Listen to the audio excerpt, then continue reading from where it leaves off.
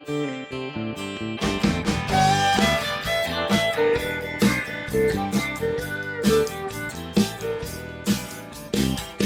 program is sponsored by Bet's Gold Coin. Join us for family-friendly dining. Welcome again to Women Leaders of Mariposa, and my guest today is Shawna Dahl. She's joining us for part 2 of her interview. We had some great stuff that we want to share with you. Shawna has had so much interaction with horses and the area kids, and I just wanted to share a little bit more about what she does with you. So welcome back, Shawna. Oh, thank you for having me again. I really appreciate that. Excellent. Now, you were telling me that the interactions that go on with special children that you have a special group of kids. It's not just the average student that you're teaching to ride your beautiful horses. All students are special, but I do have, I'm not a therapeutic riding instructor, but I do quite a bit of what would be considered therapeutic riding. I do have some children who ride with me who have special needs or autism or Down syndrome, and I'm not able to help everyone, but I'm fortunate in that there are several situations which I am able to facilitate, and it has just been a huge blessing to see. Like I said, I've seen many miracles with all children and adults with horses, but seeing the role that horses can take on with a child who has special needs, it's so much more about the horses than it is about me. I am able to set up certain situations, but the things that they're able to learn and communicate, there's absolutely a healing facet to the horses that I almost want to call it a magnetism, a magnetic field that is created probably literally from their heart. And I have seen kids in a panic tearing around my yard, not able to focus or stop screaming, and take one ride up to the arena and back and be quiet and calm and thoughtful and able to think through things instead of being so reactive. Just as one example of a way that I've seen a dramatic change. And these horses are just really special beings, and it does take a special horse to be able to do this. And I'm very lucky, and the longer that I do this, the more that I seem to acquire the right horses who seem to each have their own lesson, which is supposed to be shared with the people who are using them. Right, so they're kind of therapy horses? Is that what we're I would say that, because I teach children I've had 2-year-olds, literally 2.5-year-olds and 3-year-olds riding my horses up to people in their 80s. And so there's no age limitation. My horses, things can happen, but my horses are incredibly safe and are well trained and able to tolerate people who are fearful, who are unsure, who are inexperienced, who may give a cue that they don't mean. And that's the other thing about doing this, is I can't just have one horse for everyone. Once people do start riding, they usually want to progress and move up their skill level and the skill level of the horses that they're working with. And so that's something that's just been a really great thing for me, is just seeing how each one of these individuals plays their role at the ranch, and the particular type of people or emotional challenges that they are best in demonstrating or helping people to work through. So how many horses do you have out there? I personally own right now, I think I have 14 horses. And then I have a handful of horses that are boarded with me some of which I actually use for lessons. One of my best lesson horses is a little Mustang that is owned by a lady that lives in Merced, and she was injured and isn't currently able to ride.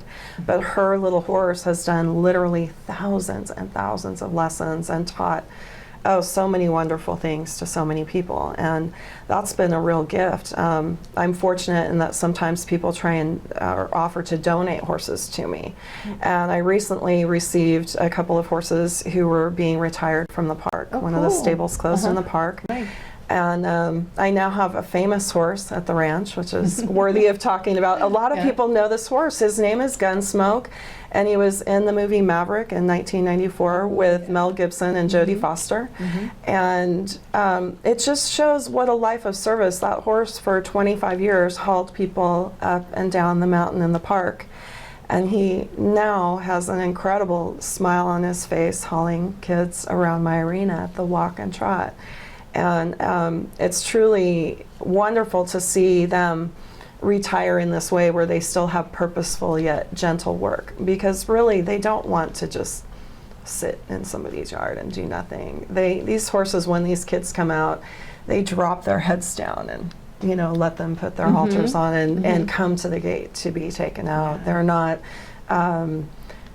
not indentured into horrible work. They actually are really living fulfilling, wonderful lives, and it's really neat to see horses be able to do that, because I think they are just as fulfilled from it as I am.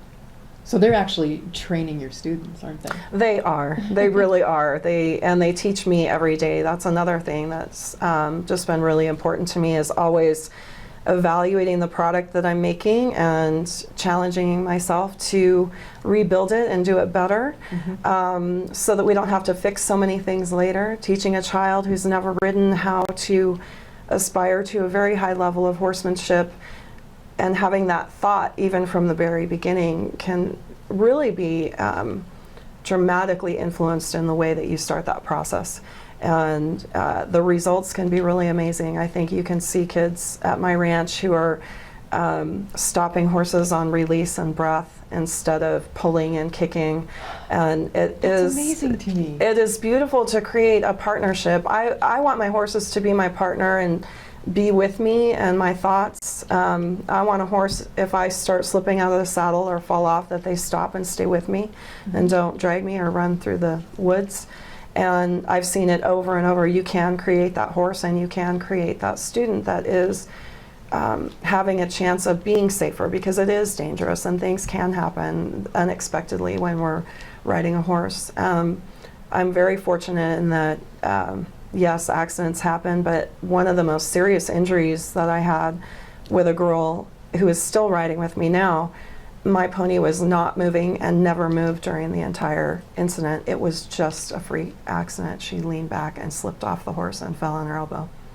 And screaming her head off, my pony never moved and stood there. Wow. And so, and that's also how the helmets break. The helmets always break because kids drop them, not because they fall off. Not because they fall off the horse. Oh, Well, it's silly things, and so I'm very lucky in that it's a safe, structured environment in order for people to learn the basics that will transfer into any discipline, whether you want to jump or barrel race or work cows.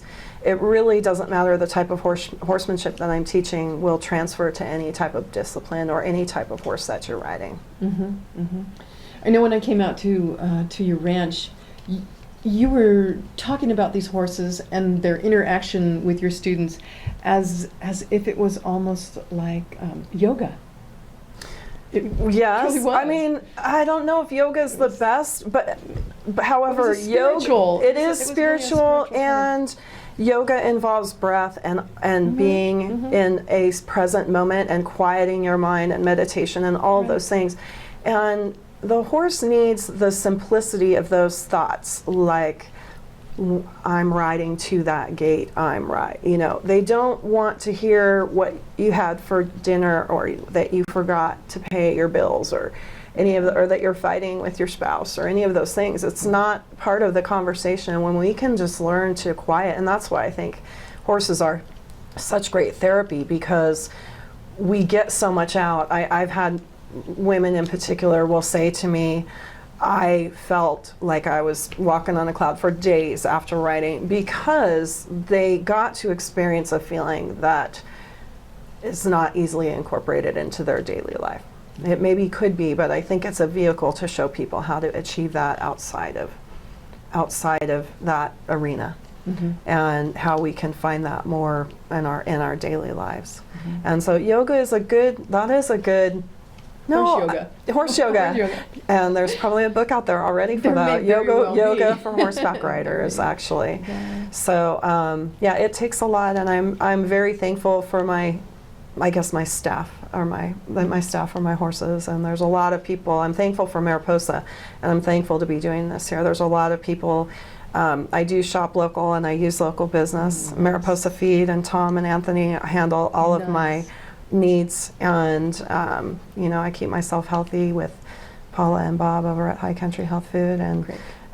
there's just a lot of great people in our community that I wouldn't be here without, and those are just a few of them. Speaking of great people, I know you said before that your mother was very instrumental in you beginning with Mhm. horses because it was all a part of her life too. Is there anyone else along the way that has mentored you and pushed you in this direction? Lots of people.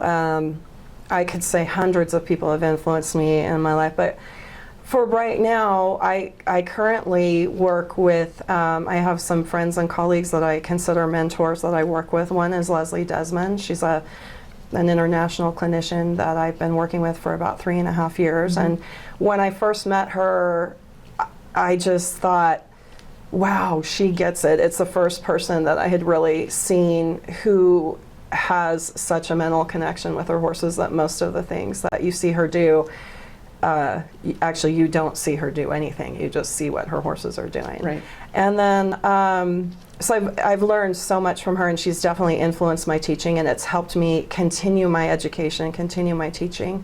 And I also ride with people like Roberto Ramirez, horses down in Chowchilla. He starts all my babies for me, and I like to go and ride with him. I learn something every time I go down there, Great. and he's a great resource. And so having people in your life, my vets, are also my close friends. Having people like that is critical to having a business in a small town like this, I think. Yeah. Having people that you can really work with and trust and move yourself forward. Your business will move forward as long as you're moving forward. Oh, absolutely. And if someone else wanted to start a business like yours, what advice do you have to give them? Oh, I don't know. Maybe not in Mariposa, maybe somewhere else. Oh, it doesn't matter. I feel like everybody who's meant to come in my life does, and I don't think there's, I think there's room for everyone. But, oh gosh, just determination. Don't give up. When I first started, I worked 7 days a week. For $100, I'd give you as many riding lessons as you would come and take in a month. And what I really did in the beginning was I didn't charge anything until I had a product and I had people going and sharing what they were experiencing with me. And I think that has basically perpetuated my business as I stand behind what I do, and I haven't been able to make every person that I've worked with happy. And a lot of times, you will have a learning experience that comes, and even a bad experience, I don't want to say I welcome them now because I try to avoid them, but I look at them as just, oh good, now I know how I can do this better next time and not do this, and be okay with that. Be okay with making mistakes. It means you're getting out there and doing something. Mm-hmm. And the other thing I would say is the horsemanship and my teaching ability is very important, but you also have to have people skills and money skills and creative applications of those things when you're getting started. Yeah. My business is very high overhead. I don't give piano lessons. I have to feed the horses whether it's raining or any of those things. And so we live in a town that is supported quite a bit by tourists. I need to be here whether we have tourists or not. And so I'm very thankful that I've created a business which is basically 98% locals. Excellent. And so I'm very thankful for that. Did I answer your question? I'm not sure. I think you did. I think so. Close you enough. did. Close enough. Well, I want to thank you for joining us. Thank you you've for having given- me. yeah. I really appreciate it, and have enjoyed the time, and I'm thankful for the opportunity to share this, because it's really, I feel like we have so many, this is a great show because we have so many great people and little gems in our neighborhood that Right. I think more people should know about. Yeah, thank you. And thank you all for joining us. Shawna Dahl, the owner of Shawna Dahl Quarter Horses and Riding Club. Mm-hmm. And I'm Carol Dewey. And we'll see you next time on Women Leaders in Mariposa. Bye.